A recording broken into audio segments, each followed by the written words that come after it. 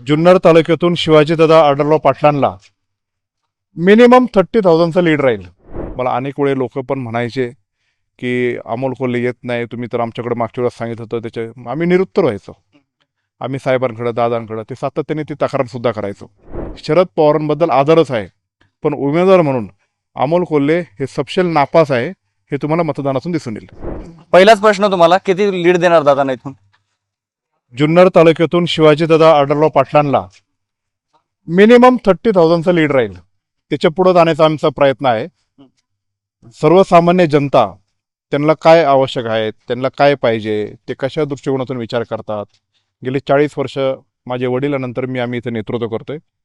लोकांशी आमचा रोजचा संबंध असतो, रोजचा आम्ही बोलतो आणि त्या दृष्टिकोनातून लोकांचं जे मत आहे, लोकांचं जे काय भावना आहेत, हे विकासाच्या प्रती आहेत आणि ते नक्कीच शिवाजीदादा एक उजवे उमेदवार आहेत आणि म्हणून दादांच्या प्रती एक अधिकचं मतदान हे नक्कीच होणार. गेल्या 5 वर्षाच्या कार्यकाळामध्ये जे तुमचे खासदार होते अमोल कोल्हे, त्यांच्या कामाबद्दल तुमचं काय निरीक्षण आहे?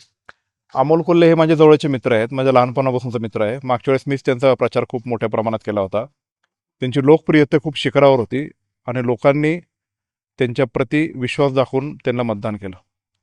त्यांनी सपशेलपणे जुन्नर तालुक्याकडे पाठ फिरवली.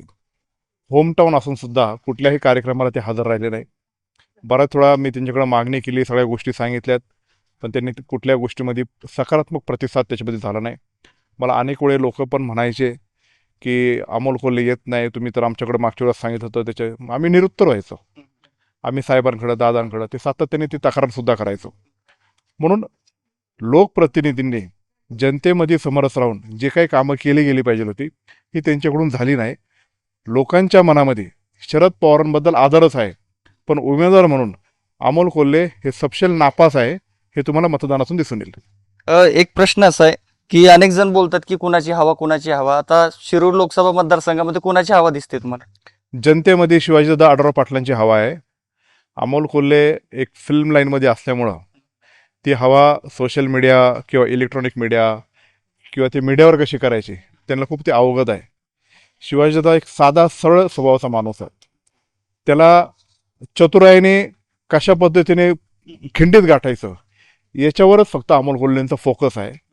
त्यांचं वक्तृत्व अत्यंत चांगलं आहे आणि ते वक्तृत्वाच्या जोरावर यदा कदाचित त्यांना संसद रत्न मिळाला असेल, पण नुसतं संसदेत भाषण करून चालणार नाही.